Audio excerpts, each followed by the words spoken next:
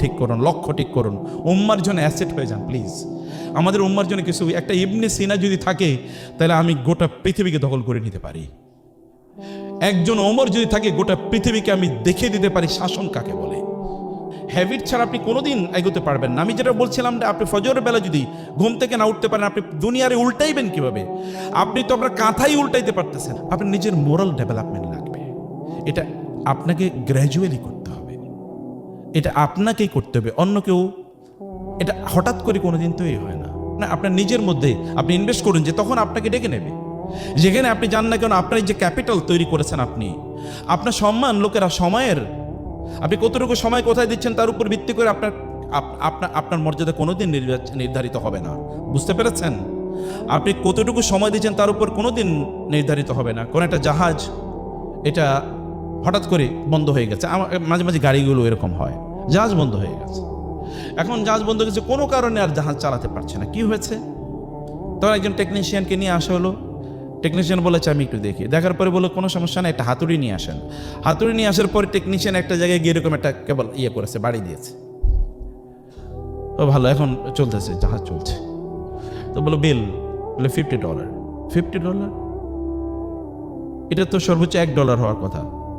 বলে হ্যাঁ, এটা $1 হওয়ার কথা, কিন্তু কোন জায়গাটায় বাড়ি দেওয়া দরকার এটা জানার জন্য $49 দেওয়া লাগবে আপনাকে। বাড়ি কোথায় দিতে? আপনি এত করে বাড়ি দিতে পারলেন না তো। আমি জানি কোথায় আঘাত করতে হবে, আই নো ইট, এবং এই কারণে আপনাকে আরো $49 দেওয়া লাগবে। আর কথা ঠিক, আপনাকে জানতে হবে আপনার সময়ের উপর নির্ভর করে আপনি কোনোদিন আপনার নিজকে মর্যাদাবান করতে পারবেন না, যে আমি এখানে এত সময় দিচ্ছি, ওইখানে এত সময় দিচ্ছি। But what sort of capability, skill, যোগ্যতা আপনি কি ডেভেলপ করেছেন? ইউসুফ আলাইহিস সালাম তো কৃতদাস আকারে তিনি বাজারে বিক্রি হয়ে গেছেন, তাই না? সেই কৃতদাসকে কি করেছে? বলছে আমাকে। তারপরে মিশরের সম্রাট তিনি কিভাবে হয়েছেন? তিনি তো এমনি মিশরের সম্রাট হন নাই, এমনি মিশরের সম্রাট হন নাই। মক্কার লোকেরা কেন আপনার নবীর পিছনে এরকম ঘুরেছে? কেন তৎকালীন রোমান এম্পায়ার সম্রাটরা কেন ওমর রাদিয়াল্লাহু তাআলা আনহুর রাজত্ব দেখার জন্য বা তার শাসন ব্যবস্থা দেখার জন্য আসতো? কেন গান্ধীকে যখন বলা হয়েছিল, যখন পাকিস্তান ও ইন্ডিয়া যখন ভাগ হয়, তাকে বলা হয়েছিল যে পাকিস্তান মুসলমানদের তাদের তো একটা কনস্টিটিউশন আছে, কোরআন আছে, তারা সেইভাবে তাদের দেশ পরিচালনা করবে। But what do you have? আপনাদের কি আছে? আপনি কিভাবে রাষ্ট্র পরিচালনা করবেন? তিনি একটা বই দেখিয়ে বলেছেন এই বই অনুসারে। বলো বইটা কি? বলেছে life and administration of Omar. এই ওমরের অ্যাডমিনিস্ট্রেশন কি ছিল? এটাই আমার জন্য কিছু লাগবে না। এই পৃথিবীর সর্বশ্রেষ্ঠ অ্যাডমিনিস্ট্রেটরের নাম হলো ওমর ইবনুল খাত্তাব রাদিয়াল্লাহু তাআলা আনহু।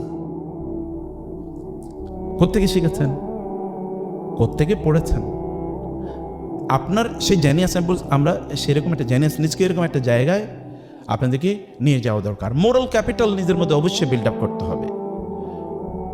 মোরাল ক্যাপিটাল বিল্ড আপ করতে হবে, ইন্টেলেকচুয়াল ক্যাপিটাল, এর পাশাপাশি আপনার স্পিরিচুয়াল ক্যাপিটাল বিল্ড আপ করতে হবে। আপনি অনেক সফল, কিন্তু আল্লাহর সামনে আপনার সামান্য কোনো দাম নাই। যেমন ফেরাউনকে যখন লোহিত সাগরে নিমজ্জিত করে হত্যা করা হয়, তখন ফেরাউন বলছিল আমানতু বিল্লাযী আমানা বিহি বানু ইসরাঈল। বানু ইসরাঈল অথবা মূসা এবং হারুন যেই রবের প্রতি ঈমান এনেছেন, আমি তার প্রতি ঈমান আনলাম।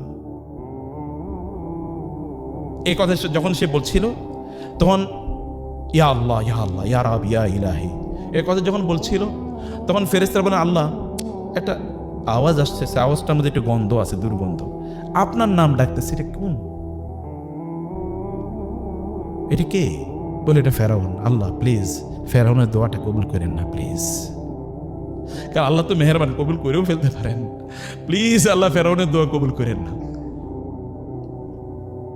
অন্যদিকে ইউনুস আলাইহিস সালাম যখন মাছের পেটে, ফানাদা ফিজ যুলুমাতি আল্লা ইলাহা ইল্লা আনতা সুবহানাকা ইন্নী কুনতু মিনাজ জালিমিন। ফেরেশতারা বলেন আল্লাহ, একটা আওয়াজ শুনতে পাচ্ছি, এই আওয়াজ পরিচিত মনে হয়, মনে হচ্ছে আর অনেকবার এই আওয়াজ, আপনার নামের এই আওয়াজ অনেকবার শুনেছি, কণ্ঠটা খুব পরিচিত। আল্লাহ কে? বলে ইউনুস। বলে আল্লাহ দ্রুত ইউনুসের দোয়া কবুল করে নেন প্লিজ, দ্রুত কবুল করে নেন। আল্লাহ তাআলা বলেন ফাসতাজাবনা লাহু ওয়া নাজ্জাইনাহু মিনাল গাম ওয়া কাযালিকা নুনজিল মুমিনিন। আপনারা যারা আরবি ভাষা বুঝেন, এটা বাবুল ইস্তেফাল। বাবুল ইস্তেফালের একটা খাসিয়ত হচ্ছে এটা দ্রুত, ইমিডিয়েটলি, এখনই। বলে ফাস্তাজাবনা, আমি immediately responded to his prayer. ওয়ানাজ্জাইনাহু মিনাল গাম, এবং বাবু তাফঈল এর একটা খাসিয়ত হচ্ছে ব্যাপকতা, আল কাসরা বুঝায়। আমি তাকে এমনভাবে সেখান থেকে উদ্ধার করে নিয়ে আসলাম যেন এতদিন এই যে মাছের পেটে ছিল, সমুদ্রের মধ্যে ছিল, তার মধ্যে যে বিভিন্ন ধরনের প্রবলেম তৈরি হওয়ার কথা, এগুলো কিচ্ছুই হয় না, কারণ তার শরীরটা তুলতুলে হয়ে যাওয়ার কথা, এখানে বিভিন্ন ধরনের মানে গোটা ইত্যাদি তৈরি হয়ে যাওয়ার কথা, অনেক কিছু, কোনো কিছু হয় নাই। তরতাজা মানুষ সেখান থেকে বের করে নিয়ে এসেছি আমি তাকে। আপনার জন্য ফেরেশতারা গর্ব করে কিনা? স্পিরিচুয়াল আপনি নিজেকে এভাবে ডেভেলপ করছেন কিনা, নাকি শয়তান আপনার ব্যাপারে গর্ব করে? ফেরেশতারা গর্ব করে কিনা? ফেরেশতাকে বলে কিনা?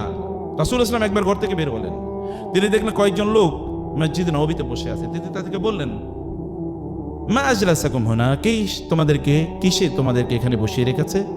তারা বললেন, আমরা এখানে কেবল আল্লাহর জিকির করার জন্য, আল্লাহকে নিয়ে আলোচনা করা ইত্যাদির জন্য আমরা বসে আছি। রাসূলুল্লাহ সাল্লাল্লাহু আলাইহি ওয়াসাল্লাম বললেন, আস্তাহলিফুকুম, আমি তোমাদেরকে আল্লাহর নামে শপথ করে জিজ্ঞেস করছি, তোমরা কি এই জন্যই কেবল বসে আসছো এখানে? আল্লাহু আজলাসাকুম, মানে আল্লাহ কেবল তোমাদেরকে এখানে বসিয়ে রেখেছে, মানে আল্লাহর জিকিরই, আল্লাহর উদ্দেশ্য আল্লাহর জন্যই করছো? বলে হ্যাঁ, এই জন্যই বসে আছি। তিনি বললেন, লান আস্তাহলিফাকুম তুহমাতান লাকুম ওয়ালাকিন জিবরিল ক্বাদ জাআনি ওয়া আখবারানি আন্নাল্লাহ ক্বাদ ইউবাহি বিকুম আল মালাইকা। তিনি বললেন, আমি তোমাদেরকে সন্দেহ করে জিজ্ঞেস করছি না, বরং আমি একটু বিস্মিত হয়েছিলাম যে ফেরেশতা জিবরিল আমাকে মাত্র এসে বলে গেল, তোমাদের কথা আল্লাহ তাআলা সবচেয়ে গুরুত্বপূর্ণ ফেরেশতা যারা, প্রধানতম ফেরেশতা যারা, তাদের সাথে আলোচনা করছেন এবং গর্ব করে বলছেন, দেখো এই যে আমার বান্দারা, দেখো তোমরা না বলছিলা কেন বানাই, এবার দেখো কেন বানাইছি। সহিহুল বুখারী হাদিস, যে আমি কিন্তু এই কারণে তোমাদেরকে জিজ্ঞেস করছি। সম্মানিত ভাইয়েরা, বোনেরা, আপনার নিজের মোরাল ডেভেলপমেন্ট লাগবে। এটা আপনাকে গ্র্যাজুয়ালি করতে হবে, এটা আপনাকেই করতে হবে, অন্য কেউ এটা হঠাৎ করে কোনোদিন তো এই হয় না। আপনার রাসূলের ব্যাপারে আল্লাহ তাআলা কি বলছেন দেখেন, তিনি তো এখন নবী, তো তার তো পার্সোনাল গ্রোথের আর প্রয়োজন নাই। কিন্তু আল্লাহ কি বলেছেন, ইয়া আইয়ুহাল মুযাম্মিল কুমিল লাইলা ইল্লা কালিলা নিসফাহু আও ইনকুস মিনহু কালিলা আও জিদ আলাইহি ওয়ারাত্তিলিল কুরআনা তারতিলা। রাতের অর্ধেক, তার চেয়ে বেশি অথবা তার চেয়ে কম, অথবা পুরা রাত দাঁড়িয়ে আপনি সালাত আদায় করুন। ওয়ামিনাল লাইলি ফাতাহাজ্জাদ বিহি নাফিলাতাল লাক। আমরা পড়ি 5 ওয়াক্ত নামাজ, তিনি প্রতিদিন 6 ওয়াক্ত পড়তেন। আমরা পড়ি 70 রাকাত, তিনি প্রতিদিন কমপক্ষে 40 রাকাত পড়তেন সাল্লাল্লাহু আলাইহি ওয়াসাল্লাম। তার কি নামাজ পড়া লাগে নাকি? তাকে নামাজ পড়া লাগে নাকি? লাগে না তো। কোন নামাজ পড়বেন? আল্লাহ তাআলা তো কদ গাফারা লাকা মা তাকাদ্দামা মিন যামবিকা ওয়া মা তাআখার। আল্লাহ তাআলা তার পূর্বের এবং পরের সব গুনাহ মাফ করে দিয়েছেন, তার তো সালাত পড়ার প্রয়োজন হয় না। কিন্তু তার কি গ্রোথের প্রয়োজন নাই? তার কি আল্লাহর আরো ভালোবাসা পাওয়ার প্রয়োজন নাই? অবশ্যই আছে, অবশ্যই আছে। রাসূলুল্লাহ সাল্লাল্লাহু আলাইহি ওয়াসাল্লাম তিনি এভাবে সালাত আদায় করেছেন, এবং আসা আন ইয়াবআসাকা রাব্বুকা মাকামান মাহমুদা, আপনাকে আল্লাহ তাআলা মাকামে মাহমুদ প্রদান করবেন। আপনি এই পৃথিবীর শ্রেষ্ঠতম ডক্টরে পরিণত হতে পারেন। আপনার কিছু সময় যিনি আপনাকে সৃষ্টি করেছেন তাকে প্রদান করুন। এটা লস না, এটা ইনভেস্টমেন্ট। এটা লস না, এটা ইনভেস্টমেন্ট। আপনি ভালো মানুষ না হলে আপনার এগুলো কোনো কাজেই লাগবে না। এগুলো কেউ অস্ত্র তৈরি করে, সে অস্ত্র দিয়ে মানুষ মারার জন্যে, কেউ অস্ত্র তৈরি করে মানুষকে রক্ষা করার জন্য। আপনি কোনটা করেছেন? ইমাম রাজি রাহিমাহুল্লাহকে যখন বলো আপনি একটু বিষ বানিয়ে দেন, বলে কেন? বলে কাজে লাগবে, আমাদের প্রশাসনিক কাজে লাগে। বলে আমি তোমাদেরকে এই বিষ বানিয়ে দেব না, কারণ তোমরা এই বিষ খারাপ কাজে ব্যবহার করবে, এই ফর্মুলাই দেব না। জুলুমের শিকার হয়েছেন তারা, কিন্তু তারপরে তারা ধ্যান নাই। আর এখন আপনি দেখেন সবচেয়ে বড় মারণাস্ত্র, এটা রাষ্ট্রের কাছে যেটা থাকে, ক্রিমিনালদের কাছে বা সন্ত্রাসীদের কাছে তার চেয়ে লেটেস্টটা থাকে। অ্যান্টিভাইরাস যারা বানায়, এরা যেটা বানায়, আর যারা ওই যে করে কি বলে হ্যাকিং যারা করে, ওদের কাছে এর চেয়ে লেটেস্ট ভার্সনটা আছে। যারা বানাইছে এদের কাছে কম ভার্সনটা, আর ওদের কাছে আরো লেটেস্ট ভার্সনটা হ্যাকারদের কাছে। আপনি কি করবেন? ওরা আরো বড় অস্ত্র নিয়ে বসে আছে। ওদেরকে ট্যাকল দেওয়ার জন্য স্টাডি করা লাগে, যে কি করছে আমি একটু স্টাডি করি, ওদের মানসিকতা স্টাডি করার জন্য।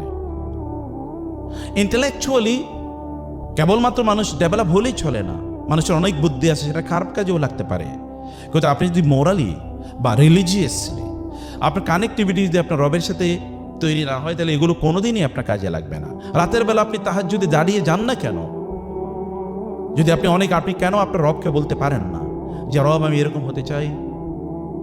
আপনি যে জায়গায় আছেন আপনি জানেন মেডিকেল প্রফেশনের চেয়ে বড় ইবাদত আর কি হতে পারে? আমি তো চোখে দেখি না। রাসূলুল্লাহ সাল্লাল্লাহু আলাইহি ওয়াসাল্লাম কি এই কথা বলেন নাই? যদি কোনো একজন ব্যক্তি কোনো একজন অসুস্থ রোগীকে দেখতে যায়, অসুস্থকে বা রোগীকে দেখতে যায় সকালবেলা, তাহলে সন্ধ্যা পর্যন্ত 70,000 ফেরেশতা তার জন্য দোয়া করতে থাকে। আর তিনি যদি সন্ধ্যায় দেখতে যান, তাহলে সকাল পর্যন্ত 70,000 ফেরেশতা তার জন্য দোয়া করতে থাকে।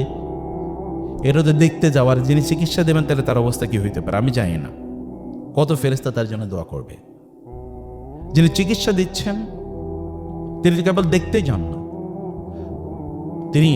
আমরা বলেছি আপনাকে যে নলেজ যখন আপনি অর্জন করবেন তখন আপনি বাউন্ডারিটা বুঝতে পারবেন। আপনি কেন শরিয়া নলেজ আপনার লাগবেন? আপনি সেকুলার এথিক্স পড়ছেন। মেডিকেল কলেজের এই এথিক্স তো মুসলমানদের তৈরি না, অথচ মুসলমানদের তৈরি হলো মেডিকেল সায়েন্স। ইবনে সিনারা মেডিকেল সায়েন্সের প্রতিষ্ঠাতা। কমপক্ষে 300 থেকে 400 বছর পর্যন্ত ইউরোপে মুসলমানদের টেক্সট বুক পড়ানো হয়েছে।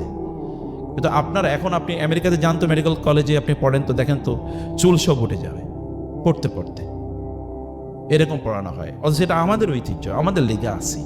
তারা এখন পড়ছে, তারা এখন পৃথিবীর সবচেয়ে বড় বড় ডাক্তার, সব মেডিকেল সায়েন্সে। আমি জানি না, স্যার নিশ্চয়ই বলবেন, আমরা যে বইগুলো পড়ি এগুলো কি কোনো মুসলমানদের লেখা বই? আপনার মেডিকেল সায়েন্সে যে বই পড়েন কারা লেখছে? দেখবেন সব হিন্দুরা, মানে ইহুদিরা অথবা খ্রিস্টানরা লেখছে, সব ইউরোপ আমেরিকানরা। কেন আপনারা লিখতে পারলেন না?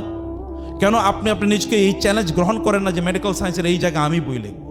আপনি কেন জানবেন না যে আমি মেডিকেল এথিক্সে, মানে কিভাবে শরিয়া ম্যান্ডেটেড বা শরিয়া কমপ্লায়েন্ট মেডিকেল প্র্যাকটিস কিভাবে করতে, আমি এর উপর আমি গবেষক হব, আমি বিশেষজ্ঞ হব। এরকম তো কোর্স আছে, এরকম সাবজেক্ট আছে, কেবল ওই জায়গাটা আমরা দেখি না। এর উপর আপনি এক্সপার্ট হয়ে যান। যে আপনার যান অসংখ্য ঘটনা আছে। আমাদেরকে 3-4 দিন আগে একজন ফোন করলো, বলে স্যার আমি তো একটা বিপদে পড়ে গেছি, আপনার মাসালা লাগবে কি? বলে আমি আমার কাজিনকে খুবই পছন্দ করি, ছোটবেলা থেকে তাকে ভালোবাসি, কিন্তু তার মা আমার দুধ পান করাইছিল, এখন করবো কি? আমি বললাম হারাম। অনেক আলোচনা, লম্বা ছোট করে বলছি। বলে স্যার আমি ছোটবেলা থেকে তারে পছন্দ করি। বুঝতে পেরেছেন? প্রিয় ভাইরা, বন্ধুরা আমার, আপনাদের রিলিজিয়াস দিনই নলেজের দিক থেকে যেমন এটা হন, আপনার দিনই আপনার শরিয়া কোর্স করেন। আপনার মুসলমান কিনা এটা কে আইডেন্টিফাই করবে? তার জন্য আপনার আকীদা জানতে হবে যে আমার দিন কি। অনেকে আমাদেরকে প্রশ্ন করে সুন্নত নামাজ পড়ার জন্য উজু করা লাগবে কিনা, সুন্নত পড়ার জন্য উজু করা লাগবে কিনা, এটা জিজ্ঞেস করে অনেকে। অন রেকর্ড বলছি, বিশ্বাস করেন, জিজ্ঞেস করে যে সুন্নত নামাজ পড়ার জন্য আবার উজু করা লাগবে কিনা। মনে করছে শুধু ফরজ পড়ার জন্য উজু লাগে। একজনই জিজ্ঞেস, আর কমন ছাত্রদের তো কমন কোয়েশ্চেন থাকে যে ফজরের সময় প্রায় যায়, কিন্তু আমার জন্য গোসল ফরজ, যখন নামাজ পড়বো নাকি গোসল করব, কারণ গোসল করতে গেলে কি সূর্য উঠে যাবে। This are common questions and the people don't know. তাহলে তার গ্যাপটা কোথায়? আপনাকে বেসিক্স অফ ইসলাম এটা জানবেন না। আপনি অনকের তমকের বই পড়েছেন, আপনি যদি কমন মানুষ যে সকল বই পড়ে সেগুলো পড়েন, আপনি কমন থেকে যাবেন। আনকমন মানুষ যে বই পড়ে, আপনাকে আনকমন বই পড়তে হবে। আনকমন বই হচ্ছে কোরআন। কমন মানুষের বই হচ্ছে ফেসবুক, ওটা কমন মানুষের বই, আপনি সেটা পড়েন কেন? কমন মানুষের বই হলো পত্রিকা, মনে হচ্ছে না পত্রিকা খাবে। আপনি কেন খান পত্রিকা? পত্রিকার অধিকাংশ তথ্য নিউজ এগুলো সব বায়াসড, ফেক। আর ফেসবুকের নিয়োগ তো এটা নামই ফেসবুক না, ফেক বুক। আর সেখানে you invest your time, most of your time is invested over there. No, আপনি রিয়েল বুক কবে পড়বেন? যালিকাল কিতাবু লা রাইবা ফি হুদাল লিল মুত্তাকিন। আপনি রিয়েল বুক তো আপনাকে পড়তে হবে। সেটা হলো সেই রিয়েল বুকও আপনাকে অবশ্যই পড়া লাগবে। এই কারণে আপনাকে হ্যাবিটগুলো ডেভেলপ করেন। মনে রাখবেন, হ্যাবিট ছাড়া আপনি কোনোদিন এগোতে পারবেন না। আমি যেটা বলছিলাম, আপনি ফজরের বেলা যদি ঘুম থেকে না উঠতে পারেন, আপনি দুনিয়ারে উল্টাইবেন কিভাবে? আপনি তো আপনার কাঁথাই উল্টাইতে পারতেছেন না, নাকি? যিনি কাঁথা আর কম্বলে উল্টাইতে পারেন না, তিনি কিভাবে দুনিয়া উল্টাবেন? ইম্পসিবল। আল্লাহ রাসূল বলেছেন, আল মুমিনুল কাওয়িয়্যু খায়রুন ওয়া আহাব্বু ইলাল্লাহ মিনাল মুমিনিদ দাঈফ। একজন শারীরিকভাবে শক্তিশালী ইমানদার আল্লাহর কাছে শারীরিকভাবে দুর্বল ইমানদারের চেয়ে অনেক অনেক প্রিয়, অনেক অনেক বেশি কি প্রিয়।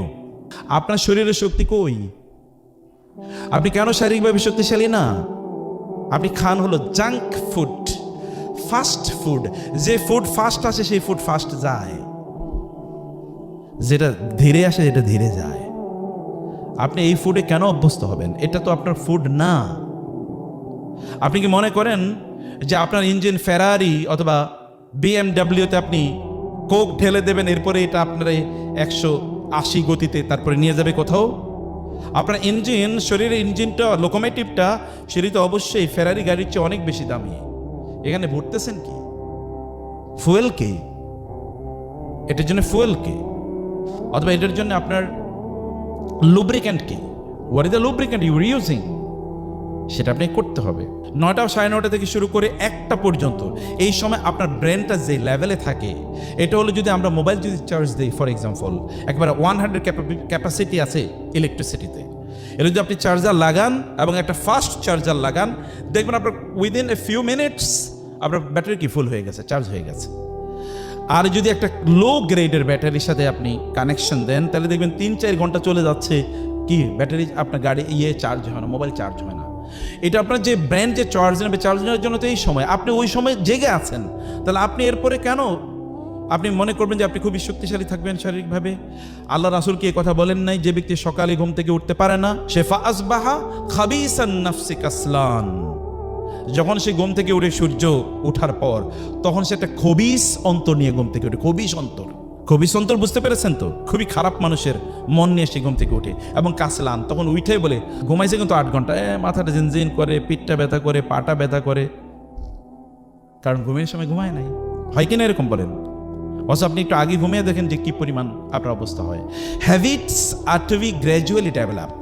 আপনি হ্যাবিট করেন যে আমি, এবং ডিসিপ্লিন মেনটেন করেন যে আমি প্রতিদিন এই সময় ঘুম থেকে উঠবো, আমি প্রতিদিন এই সময় ঘুমাতে যাব, আমি প্রতিদিন এই সময় খাবো। এই পৃথিবীর সকল সফল মানুষরা দেখেন এই কাজ করেছে। আপনার কমফোর্ট জোন থেকে বাইরে হন, যে আমার এটা ভালো লাগে। আপনার যেটা ভালো লাগে এটা আপনাকে কোনোদিন সামনে এগিয়ে নিয়ে যাবে না। মান তলাবার রহা ফাকাদার রহা, যেটা আমরা আগে বলেছি। যে ব্যক্তি কেবল সুখের পিছনে ঘুরে সে কোনোদিন সুখ পাবে না।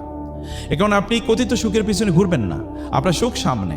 এই সামনে সুখের জন্য আপনি সময় দেন, সেখানে আপনি আপনার নিজকে সেই জায়গায় আপনি ব্যবহার করেন, এবং যেটা করবেন একটা জিনিস কমপক্ষে 10 দিন। আল্লাহ রাসূলের কাজকে ছিল কানা আহাব্বুল আমালি ইলাল্লাহি আদওয়ামুহা ওয়া ইন কাল্লা।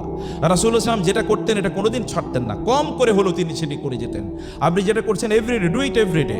কেবল আগামীকাল পরীক্ষা হতে হবে, আজকে রাতে আর কোনো ঘুম নাই, এরপরে 7-8 দিন কোনো পড়াশোনা নাই, কেবল নেটফ্লিক্স, ফিক্সড অন নেটফ্লিক্স, তাই না? নো, এটা না। বরং আপনি যা করছেন গ্র্যাজুয়ালি করেন। আপনি দেখেন না, ইসলামের কোনো কাজই এরকম না। আপনি নামাজ প্রতিদিন 5 ওয়াক্ত পড়তে হয়। কোরআন তেলাওয়াত যদি না করেন, আপনার স্পিরিচুয়াল গ্রোথ হবে কীভাবে? আধ্যাত্মিক উন্নয়ন হবে কীভাবে আপনার কোরআন তেলাওয়াত না করলে? এবং আপনাকে অনেক পরিমাণ অর্থের মালিক হতে হবে। আমি দুনিয়াদার হতে আপনাদেরকে বলি না, কিন্তু আমি সম্পদের মালিক হতে বলি। কেন সম্পদের মালিক হবেন? আপনি সম্পদের মালিক না হলে আমরা মাদ্রাসা বানাবো কোত্থেকে, মসজিদ বানাবো কোত্থেকে? আমরা কি মানুষের কাছে ভিক্ষার জন্য যাব? কেন আপনাদের উপস্থিতিতে আমরা ভিক্ষুকের জাতিতে পরিণত হব? কেন মসজিদ বানাতে গিয়ে আপনি কেন বলতে পারেন না যে আমি 1 কোটি টাকা দিয়ে মসজিদটা বানিয়ে দেবো? এ কথা কেন আপনি বলতে পারবেন না? আপনার এরকম পরিমাণ সম্পদের মালিক হতে হবে। সম্পদ দেখেন না, খাদিজাতুল কুবরার সম্পদ কি পরিমাণ কাজে লেগেছে ইসলামের। আপনারা দেখেন না, আবু বকরের সম্পদ কি পরিমাণ ইসলামের কাজে লেগেছে। ইসলামের শ্রেষ্ঠতম 2 জন মানুষ। আবু বকর কি এমনি আবু বকর হয়েছে রাদিয়াল্লাহু তাআলা আনহু? খাদিজাতুল কুবরা কি এমনি খাদিজাতুল কুবরা হয়েছে রাদিয়াল্লাহু তাআলা আনহা? সম্পদ আপনার লাগবে, কিন্তু সেটা নিজের ফুর্তির জন্য। আপনি কত খাবেন? আপনার দিনের জন্য, মানুষের জন্য, আত্মীয় স্বজনের জন্য আপনার লাগবে।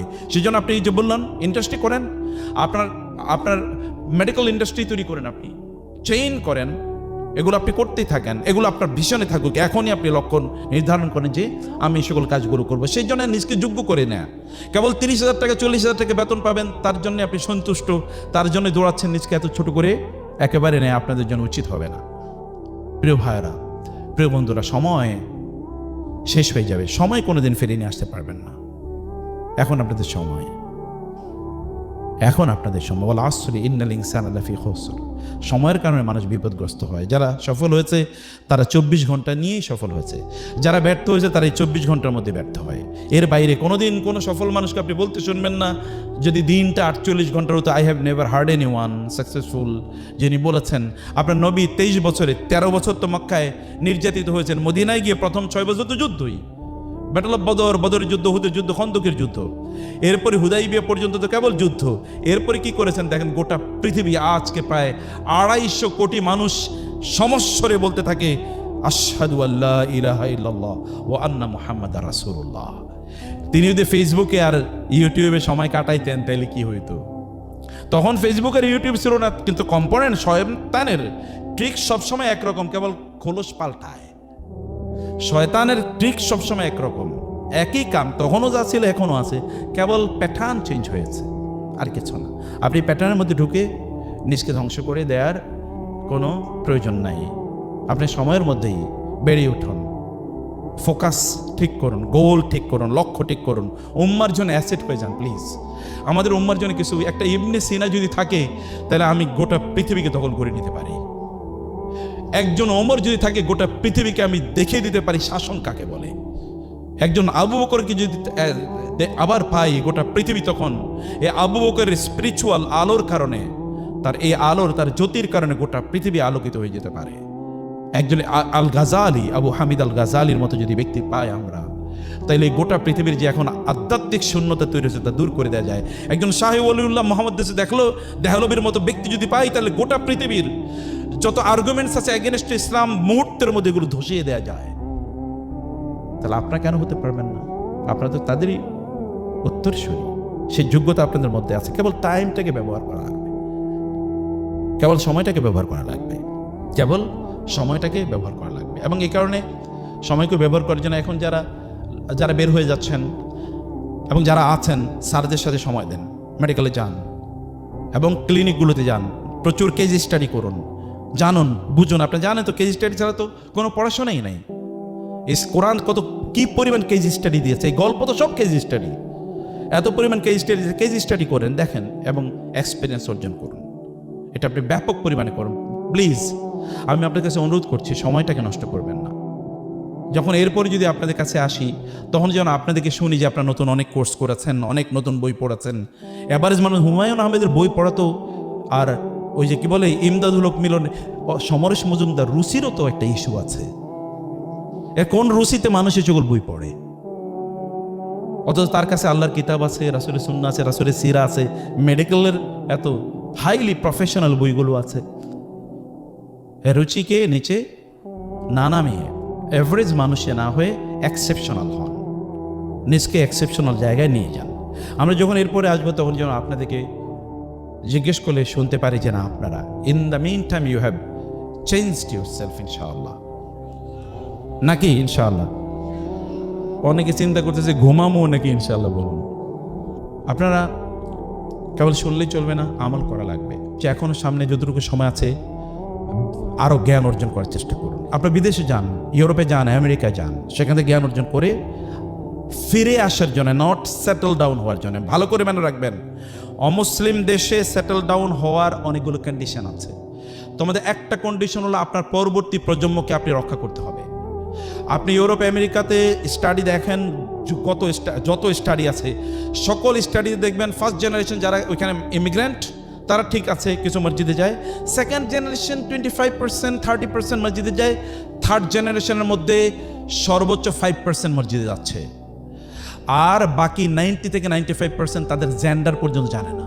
অথবা আমি যেটা বলছি, আপনারা যাবেন ওই সকল দেশে, হয়তো আপনারা পড়তে যাবেন, তাদের জ্ঞানগুলো অর্জন করে নিয়ে আসুন। আপনি জানেন জাপান যখন দ্বিতীয় বিশ্বযুদ্ধে কি হয়েছে, এই জাপানকে কি করে ফেলেছে আমেরিকা।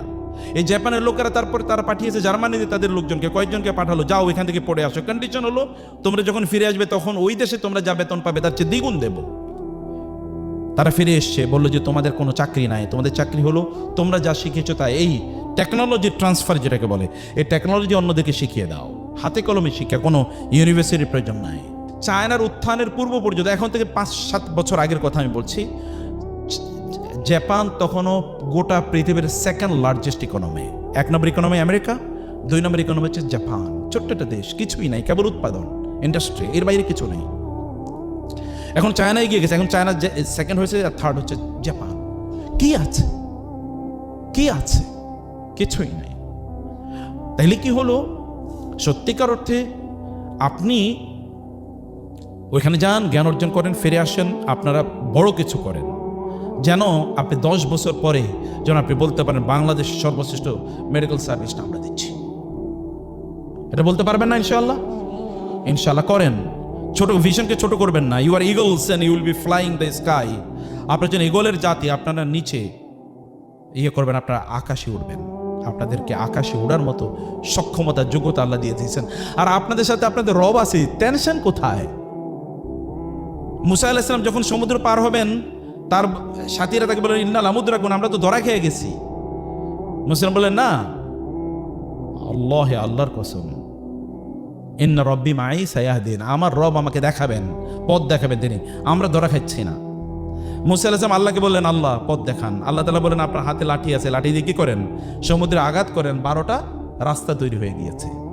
রাসূল সাল্লাল্লাহু আলাইহি ওয়াসাল্লাম যখন ওই যে সাউর গুহায় যখন তিনি লুকিয়ে আছেন, আবু বকর বলেন ইয়া রাসূলুল্লাহ, ওরা তো চলে এসে, ওরা কিন্তু আমাদেরকে দেখে ফেলবে, তাইলে তো শেষ। আবু বকর রাদিয়াল্লাহু তাআলা রাসূল বলেন না না, লা তাহজান ইন্নাল্লাহ মা'ানা, টেনশন করুন, আল্লাহ আমাদের সাথে আছেন, আপনাদের রব আপনাদের সাথে আছেন, টেনশন কি? রবকে আপনি বলেন আমি এটা হতে চাই, বলেই দেখেন প্লিজ। আমার ব্যক্তিগত জীবনে আল্লাহর কাছে চেয়েছি কিন্তু পাই না, এটা কোনোদিন ঘটে নাই। আমি বলে গেছি কিন্তু ভুলে গেছি, কিন্তু দেখছি ওটা হয়ে গেছে। আল্লাহ সবাইকে অনেক কল্যাণ দান করে। আল্লাহ তুমি আমাদের আজকের আয়োজনটাকে কবুল করে নাও। যারা এই উদ্যোগ নিয়েছে তাদেরকে অনেক বারাকা দাও আল্লাহ।